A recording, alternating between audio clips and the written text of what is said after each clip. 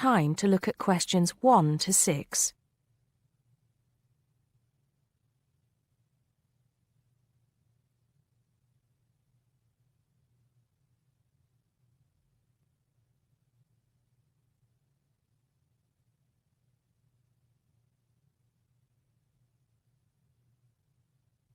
Now we shall begin. You should answer the questions as you listen because you will not hear the recording a second time. Listen carefully and answer questions 1 to 6. Hello, Joan. I'm glad you could come. Hello, Peter. What's up? Is something the matter? No, everything's fine. It sounded urgent on the phone. Did it? It's just that I've had this idea and I wanted to see how soon we could get it off the ground. Well, don't keep me in suspense. You know they're planning to close down the local clinic. It was in the newspaper yesterday, but most people have actually known for some time. Well, I thought we should do something about it. What did you have in mind? I thought we could organise a charity event and donate the money to the clinic. I know it doesn't sound like much, but it will show the local council how we feel and that we mean business. That'll take quite a lot of organising. Why don't we just hold a protest outside the town hall? A protest would take just as much organisation as an event like this. Besides, I think fewer people would turn up. A village fair or something like that would attract more people and get money for the clinic. People are more generous when they're enjoying themselves. OK then, it sounds good to me. How do we start? First, we put our heads together and come up with a list of people who'll be willing to help and people who can provide us with some of the things we need. For example, we might need a caterer to provide refreshments, a rock band for entertainment, tents and so on. Then, we do a lot of telephoning around and try to get everybody together at the same time in the same place. Sounds like a lot of work to me. Well, that's only the beginning. First things first, though. Let's decide now on who to get to the initial meeting and where and when to hold it. Fine. Well, the village hall would be the best place to have the meeting. It's not as big as the youth club, but it's warmer. There'll be no problem getting permission to use it, but I suppose it depends on how many people we invite. We don't want too many, otherwise the meeting will go on too long and nothing will get decided. But the village hall is a good idea. It's more official than having it in someone's living room. How many? 6 or 8 people to start with? 10 at the most? OK, now we have to decide on a suitable day and time. Suitable to everybody, I mean. A Saturday or Sunday would seem to be the best choice because people aren't at work on those days, but they may not like the idea of giving up a part of their weekend for a meeting. Unless we persuade them it's for a good cause, or that it's to their advantage, and that it'll all be a lot of fun. We'll provide refreshments, of course. What if some don't want to give up their weekend? Then we'll give them an alternative.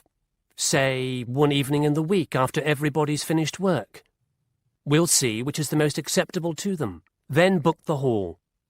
I can do the refreshments for the meeting. I'll get Darren and Maggie to help me. I'm sure they'll be more than willing.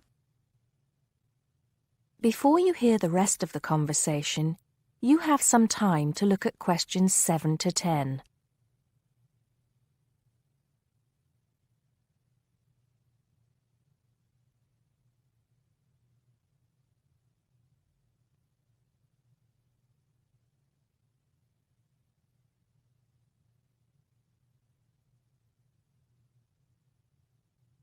Now listen and answer questions 7 to 10. So, what's next on the agenda? A list of who we want at the meeting. Yes, of course. Obviously, we want someone from the clinic. I think Dr. Perkins would be best. He can tell us exactly what the financial situation is there. You know, how much money it takes to keep the place running, and how important it is for the community to have the clinic. The vicar too. He can rally lots of support. And Mr. Sims, our Member of Parliament. He is very busy, but I think I can persuade him to come, or get his wife to persuade him to come. I see her quite a lot socially. That's great. 2 other people I have in mind are Freddie Smith. The journalist? Yes. Well, he's the editor of the local paper now, and might be useful. He might let us advertise for free, and he'll know how to go about getting leaflets and posters printed. That's another thing. We'll need volunteers to put leaflets through people's doors and stick up posters all over the place. We can decide that at the meeting. What about the other person? What other person? You said you had 2 people in mind, Freddie Smith and... Oh, yes, Mr. Gates. Mr. Gates. Do I know him? You must do. He owns Greatfields Farm. We need a large area to hold the fete. Right. So how many have we got then? 7 or 8? There's Dr. Perkins, Mr. Sims, that journalist. Freddie Smith, you mean?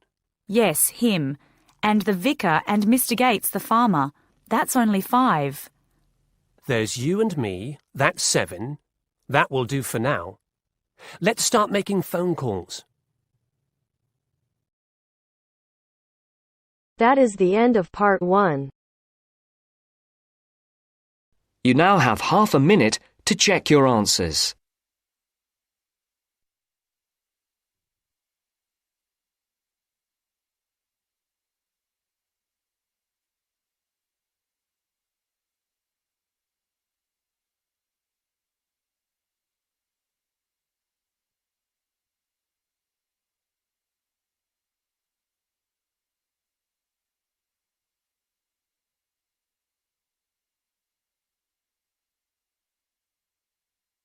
Now turns to part 2. Part 2. First, you have some time to look at questions 11 to 15.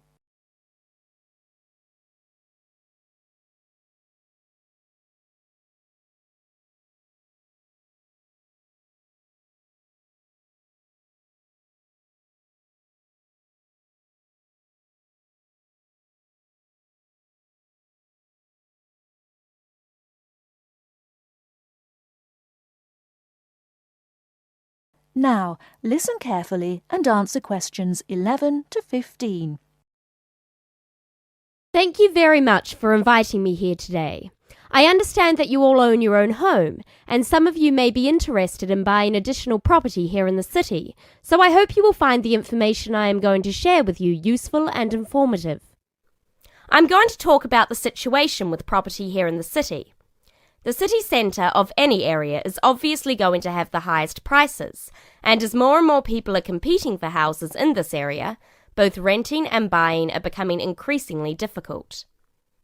It is most people's dream to one day own their own house.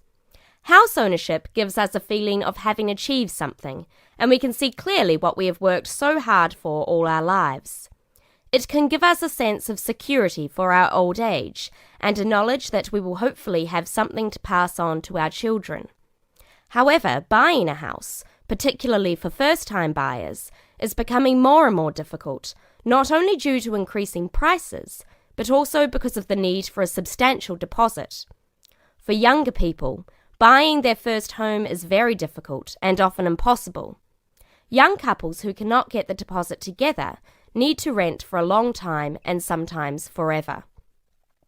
While traditionally, homes near the centre of the city have been the most desirable, people are now looking further afield. This has happened for a number of reasons, the main one being that our style of work is changing, along with that of other countries such as the USA. In certain professions, for example sales and computing, it is no longer necessary for people to be based in an office full-time. More and more people are beginning to work from home, which means they can avoid the hustle and bustle of rush hour traffic jams into work and have more freedom to choose to live in a more rural and peaceful location. My company deals with finding property for both purchasers and renters in the city area. One of my main roles within the company is to find investment properties for people who wish to plan ahead for their future.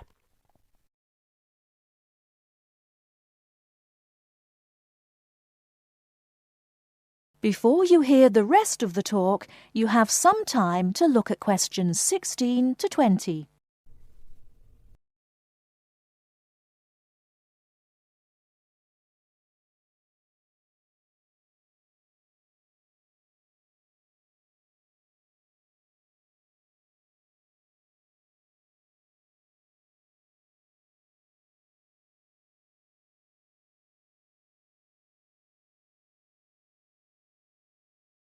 Now listen and answer questions 16 to 20. An investment property is usually at the cheaper end of the market. People buy investment properties not to live in, but in addition to their own home in order to rent it out to other people. The advantage of putting your savings into property for the future is that you can be pretty certain that, as a long-term investment, your money will safely increase in value in line with inflation. Many people are turning to property investment instead of pension schemes, as we hear the horror stories of countries such as the UK, where people have invested all their lives into their pension schemes to find that now their money is relatively worthless. Houses automatically earn what is known as capital gains. That is, for every year you own the property, it becomes more valuable and often gives a better rate of interest on your money than most banks do. However, that is not to say there are no risks. There are people who buy property when the market is high and prices are inflated beyond their true value, only to find that when the housing market slows down, they are in a state of negative equity. Negative equity is a situation that arises when you owe more for the house than the house itself is worth. In short, the best advice is to be aware of the ups and downs of the housing market. Property investment, if handled correctly, can be enormously satisfying. I hope that this has given you an insight into the basics of the property market. Thank you for listening. Please raise your hand if you have any questions and I will try to be of assistance.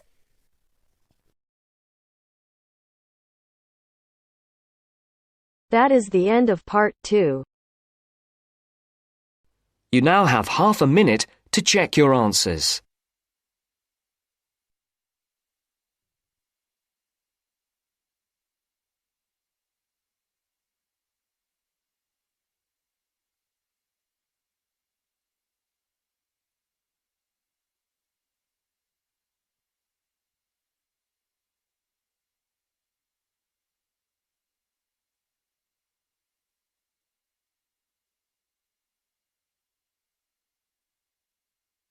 Now turns to part 3. Part 3. You will hear a conversation between Helen and her tutor. First, you have some time to look at questions 21 to 25.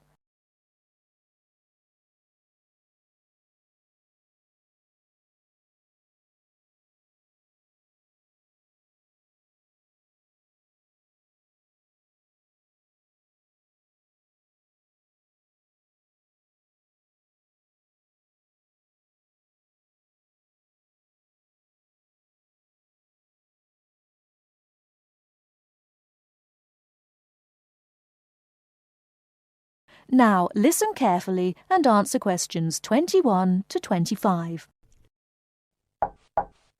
Come in. Ah, it's you, Helen. What can I do for you? Well, it's about that essay on non-verbal communication. I'd like a bit of advice, if that's all right. By all means. That's what I'm here for. How can I help you? It's about that survey you asked us to carry out about body language. Oh, yes. I asked you to investigate what sort of touching is permissible between friends of the same sex and friends of the opposite sex. That's it. And then you wanted us to go on to compare the answers we obtained from people from our own culture with the answers of people from other cultures. Well, that shouldn't be too difficult. There are students here from dozens of cultures, including Asia and the Middle East. Go and ask them. That's the problem. I'm not sure how to word the questions. Before you hear the rest of the talk, you have some time to look at questions 26 to 30.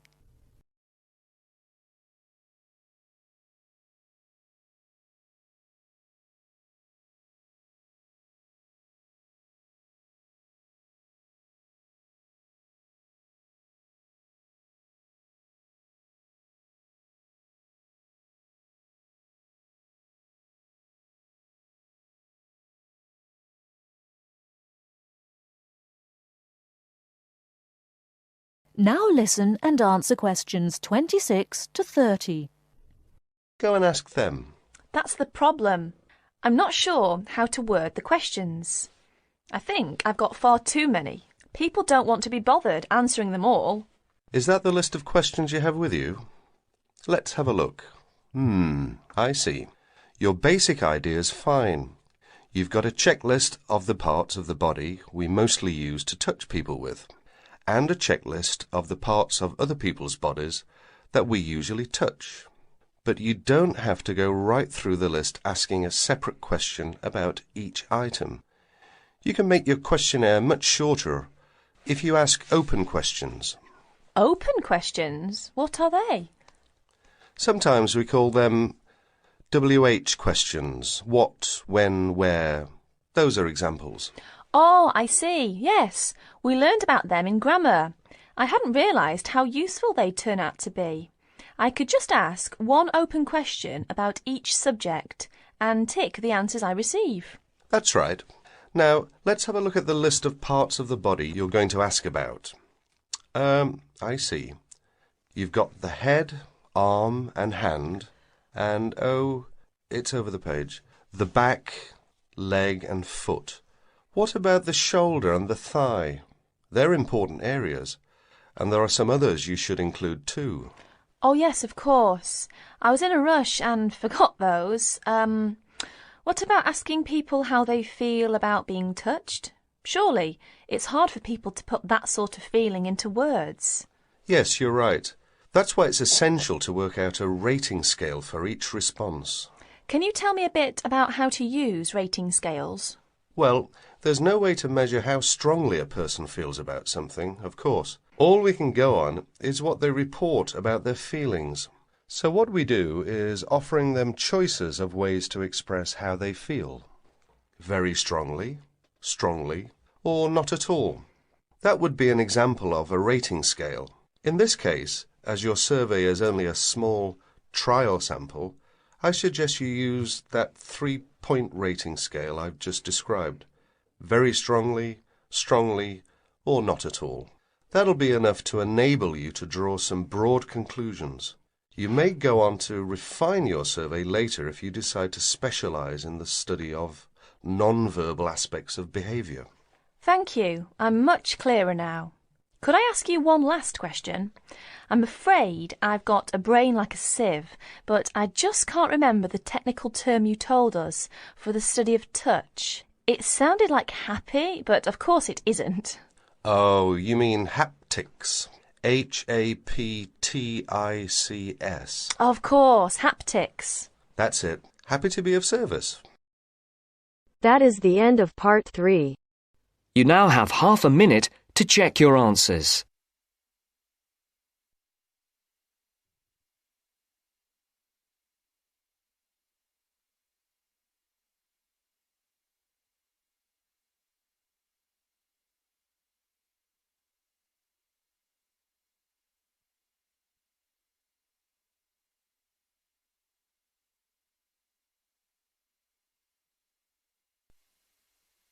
Now turns to part 4. Part 4. We'll hear an introduction on cheese making. First, you have some time to look at questions 31 to 40.